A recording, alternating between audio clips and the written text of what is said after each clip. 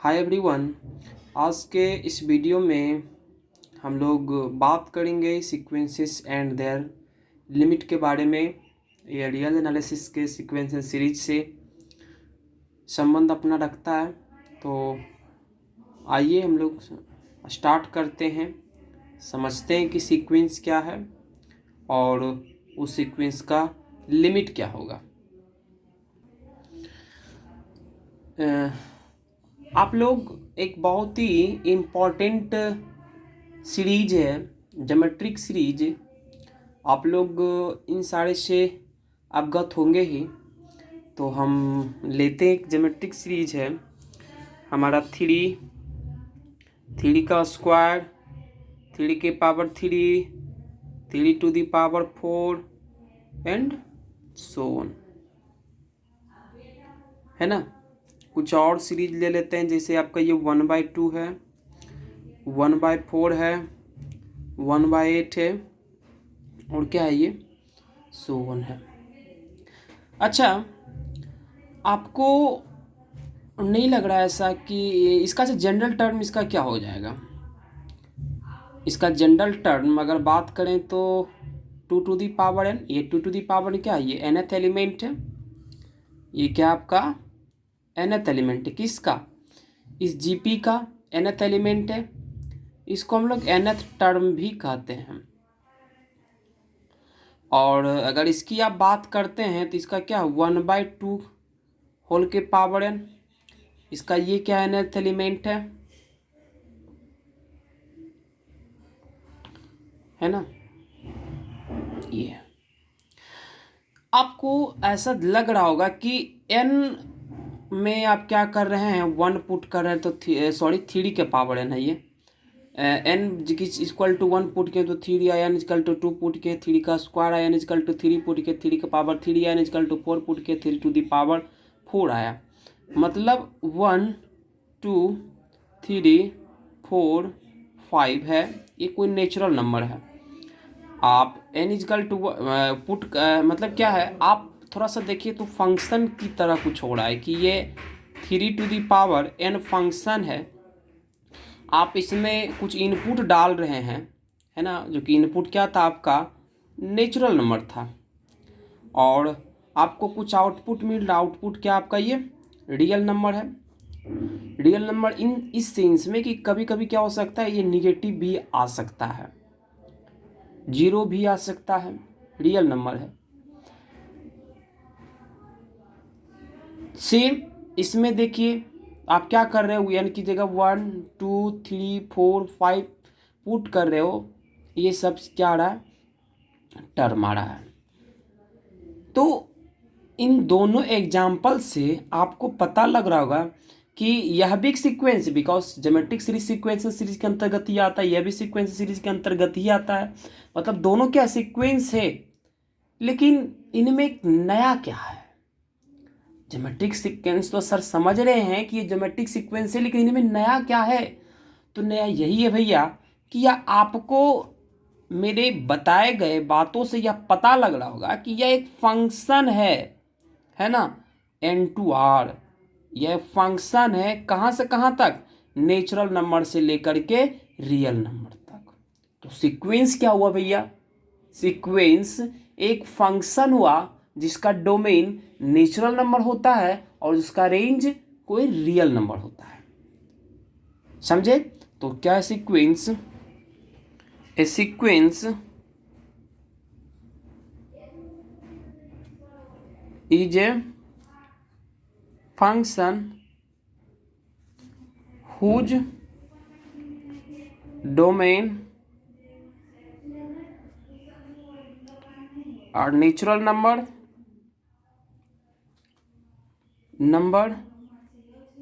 and their range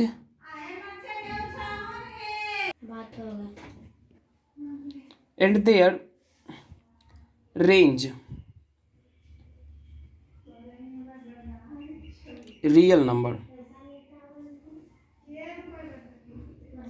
that is आपका क्या है Fn2r है। और इसका एक्शन जो होता है ये क्या है आपका, ये nth टर्म होता है, या फिर इसको हम लोग जनरल टर्म भी कहते हैं, या फिर इसको हम लोग क्या कहते हैं, जनरल टर्म भी कहते हैं।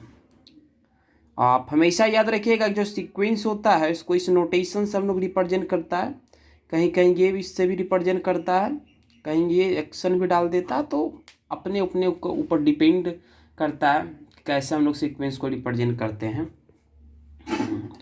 तो चलिए हम इस पर कुछ एग्जांपल्स को करते हैं। जैसे आपके पास sequence action is equal to 1 for all n belongs to natural number, तो क्या हो जाएगा, आप एक्स ये सीक्वेंस आपका 1 1 1 ये मिलने वाला है, और ये क्या है आपका, ये सब कांस्टेंट है। ये कैसा सीक्वेंस आपका हो गया, ये कांस्टेंट सीक्वेंस हो गया। दूसरा सीक्वेंस देखिए आप लीजिए, दूसरा सीक्वेंस ले लीजिए 2 का स्क्वायर 2 के पावर 3 2 टू दी पावर 4 ये चल रहा है। तो क्या आप इस सीक्वेंस को आप 2 टू दी पावर n भी लिख सकते हैं, है ना। ये सीक्वेंस आता है for all n belongs to natural number. आप n की जगह कुछ नेचुरल नंबर सब्सटीट्यूट कीजिएगा तो ये सब सीक्वेंसेस क्या होता है, आते रहता है। समझे, कोई दिक्कत आई थिंक नहीं होना चाहिए। ये है, आप और भी सीक्वेंस ले लीजिए, क्या 2 4 6 8 10, ये इसका क्या हो जाएगा, इसका nth टर्म अगर जनरल टर्म अगर इस सीक्वेंस का अगर आप लिखना चाहें तो ये 2 का 2 2 2 4 2 3 जा 6 11 है ना, मतलब 2n n is equal to 1 2 3 4 आप सब्सटीट्यूट कीजिए for all n belongs to natural number, ये है ना। एग्जाम्पल्स इसका, और एग्जाम्पल्स की अगर इसकी बात करते जैसे ये लिखिए 1 1/2 1/3 1/4 एंड सो ऑन। इसका nth टर्म में क्या है आपका, ये 1/n है। एक सीक्वेंस और ले लें, जैसे आपका ये 1 है 2 है 3 है 4 है एंड सो ऑन। तो इसका जनरल टर्म क्या हो जाएगा, ये n हो जाएगा। तो आइए हम लोग क्या करते हैं कि ये वाला जो सीक्वेंस है, ये वाला सीक्वेंस को हम इस नंबर लाइन के ऊपर प्लॉट करते हैं। तो ये रहा आपका 0 एंड दिस वन इज 1, तो दिस वन इज हाफ, ये हो जाएगा ये 1/2, ये हो जाएगा आपका 1/3, ये हो जाएगा 1/4 एंड दिस वन इज 1/5। आप इस सीक्वेंस में क्या गौर कर रहे हैं, इस सीक्वेंस में आपको क्या मिल रहा है, आपको ये मिल रहा है कि देख रहे हैं कि जैसे जैसे हम लोग n को बढ़ा रहे हैं, जैसे जैसे हम इसमें n के वैल्यू को बढ़ा रहे हैं तो इसका वैल्यू क्या है, ये 0 की ओर टेंड्स कर रहा है। मतलब एग्जैक्टली कितना भी ले मतलब देने वैल्यू एग्जैक्टली 0 पर नहीं जा रहा है, बट 0 की ओर टेंड्स कर रहा है, 0 की ओर जा रहा है। दूसरे शब्दों में अगर इसी बात को अगर हम कहें, जैसे जैसे हम n के वैल्यू को बढ़ा रहे हैं तो हमारा रिजल्ट जो है वह कोई फाइनाइट नंबर की ओर मूव कर रहा है, हमारा रिजल्ट जो है वो कोई फाइनाइट नंबर की ओर मूव कर रहा है ना। और इसमें आइए दिस वन इज, दिस को अगर नंबर लाइन पड़ती है 1 2 3, ये क्या होगा सो ऑन। इसमें रिजल्ट में आप क्या देख रहे हैं कि हम जैसे जैसे n की वैल्यू को बढ़ाते हैं हमारा रिजल्ट जो है वह बढ़ता जा रहा है, बढ़ता जा रहा है, बढ़ता जा रहा है। मतलब कि कोई फाइनाइट नंबर के ऊपर टेंस नहीं कर रहा है। क्या मिला आपके पास, आप क्या देख रहे हैं, इसमें दो तरह का सीक्वेंस है। एक तो है कि जब n इन्फिनिटी की ओर टेंस करता है तो उसका वैल्यू कोई तब वो कोई फाइनाइट नंबर की ओर मूव करता है। दूसरा आप देख रहे हैं कि सीक्वेंस जब वो इन्फिनिटी की ओर टेंस करता है ना, तो उसके वैल्यू भी क्या होते हैं, इनफाइनाइट की ओर टेंस कर रहे हैं। तो दो तरह का सीक्वेंसेस आता है, एक होता है कन्वर्जेंट सीक्वेंस, दूसरा होता है डाइवर्जेंट सीक्वेंस। कन्वर्जेंट किस सेंस में, कन्वर्जेंट किस सेंस में? अगर आप n के वैल्यू को बढ़ाते हैं, अगर आप n के वैल्यू को बढ़ाते हैं, n के वैल्यू बढ़ाने पर अगर आपका रिजल्ट जो है कोई फाइनाइट नंबर की ओर मूव करता है तो भैया वह होगा आपका कन्वर्जेंट सीक्वेंस, है ना। अगर आप n के वैल्यू को बढ़ाते हैं और आपका रिजल्ट कोई फाइनाइट नंबर की ओर अप्रोच नहीं करता है तो वह सीक्वेंस आपका होता है डाइवर्जेंट सीक्वेंस, है ना। तो उस हिसाब से यह क्या हो जाता है, ये converge to zero, this sequence converge to zero, तो this is convergent sequence and this sequence is not converted to any finite number, that's why this is divergent sequence, है ना। चलिए, और एक बात हमेशा ध्यान रखिएगा कि जब कभी भी इस रिजल्ट में आप क्या कर रहे हैं कि आप n के वैल्यू को बढ़ा रहे हैं, n का वैल्यू 1 रखा, 2 रखा, 3 रखा, 4 रखा, जो आपका रिजल्ट है वह जीरो की ओर यह टेंड्स कर रहा है, तो जीरो को हम इसका क्या कहते हैं, लिमिट पॉइंट कहते हैं। जीरो को आप क्या करते हैं, इसका लिमिट पॉइंट कहते हैं, है ना। Zero is the limit point of 1/n, ये आपने कहा सिंपल शब्दों में। तो भैया कहने से तो नहीं होगा कुछ, हमें इसका प्रूफ तो देना पड़ेगा। आप हमेशा याद रखिएगा कि कोई भी कुछ भी क्यों ना हो मैथमेटिक्स में हर एक का अपना एक प्रॉपर डेफिनेशन होता है, तो लिमिट का क्या डेफिनेशन होता है। सो नाउ यही से हमारा टॉपिक अब आता है limit of sequences. Limit of sequences क्या होता है।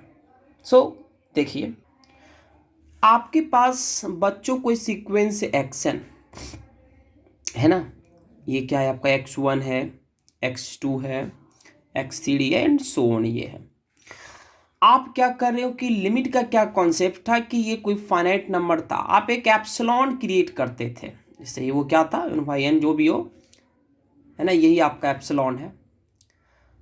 आप देख रहे हैं कि आप जैसे जैसे इस n का वैल्यू को बढ़ा रहे हैं, वेट, आप मान लीजिए कि n इजकल टू 10 पर वैल्यू यहाँ आया, n इजकल टू 10 पर वैल्यू यहाँ आया। आप n इजकल टू 13 पर जब बात करेंगे तो n इजकल टू 13 पर वैल्यू क्या हो जाएगा, जीरो के और नज़दीक जाएगा। n इजकल टू 100 पर वैल्यू क्या बात करेंगे तो ये और नज़दीक जाएगा। n इजकल टू 1,00,000 पर बात करेंगे तो ये वैल्यू और नज़दीक जाएगा। n इजकल टू 10 पर ये आपका एप्सिलॉन है।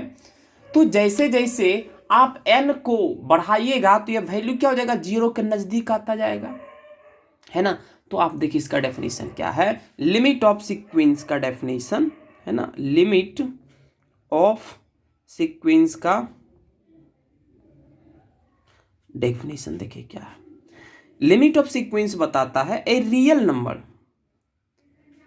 Number x belongs to R is said to be limit of sequence, to be limit of sequence, है ना।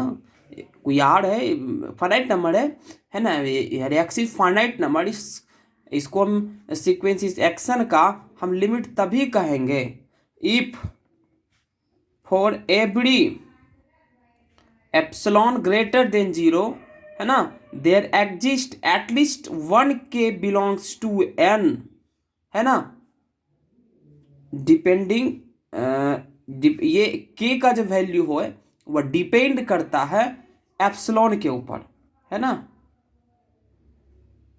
Depending on epsilon such that k का जो वैल्यू लेना है कि एप्सिलॉन कितना है। यहाँ किस केस में एप्सिलॉन 10 था, तब आप k का वैल्यू लिए, क्या हुआ, जीरो का और करीब गया। एप्सिलॉन अगर 15 होगा, 200 लीजिए, 300 लीजिए, क्या होगा, और वह क्लोज जाएगा such that xn minus x less than epsilon for every n belongs to k, where epsilon जो है स्मॉल पॉजिटिव पॉजिटिव नंबर है आपका, ये आपका डेफिनेशन है।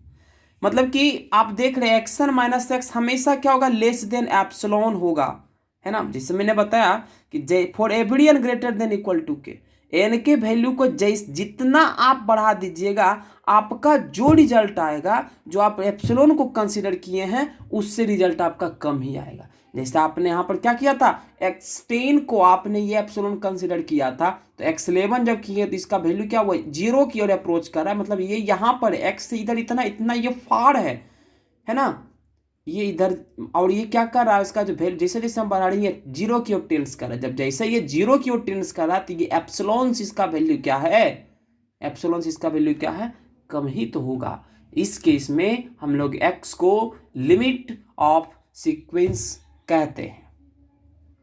अब यहां पर एक क्वेश्चंस आपके मन में एराइज हो रहा होगा कि सर आप ये हमें बता दीजिए कि कोई भी सीक्वेंस का कितना मैक्सिमम लिमिट हो सकता है ना। और जिसका लिमिट एग्जिस्ट करता है वही क्या होता है, कन्वर्जेंट सीक्वेंस होता है।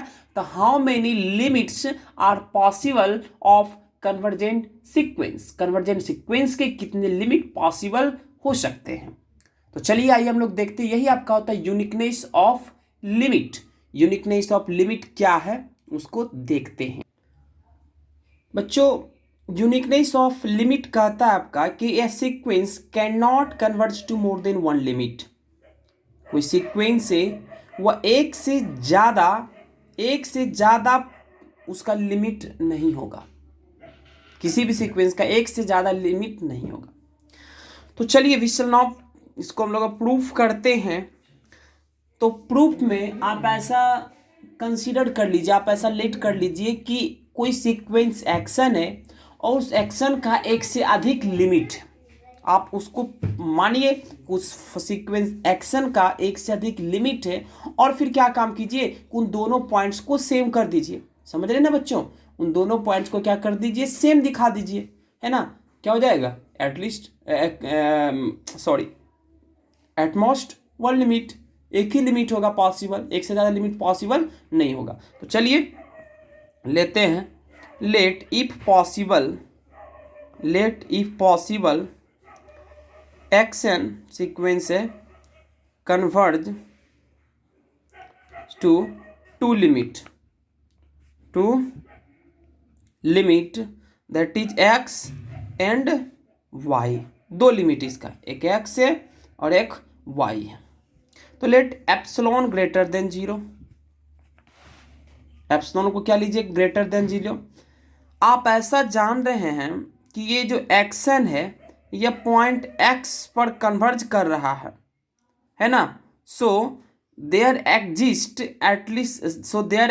k belongs to, if there exist k belongs to n such that है ना, ये एक्शन minus X less than epsilon है। जब ये लेस देन एप्सिलॉन है तो लेस देन क्या हो जाएगा, एप्सिलॉन बाई 2 से भी ये होगा। For every n greater than equal to क्या हुआ, फर्स्ट, है ना। सेकेंड इसमें आप देख रहे हैं क्या है कि साथ में ये एक्शन है पॉइंट y पर भी कन्वर्ज कर रहा है। तो सो यहाँ पर भी there exist k belongs to natural number करेगा, और इस प्रकार की कि ये एक्शन माइनस वाई भी छोटा होगा इस एप्सिलॉन बाई 2 से, for every n greater then और इक्वल टू किससे, k2 से।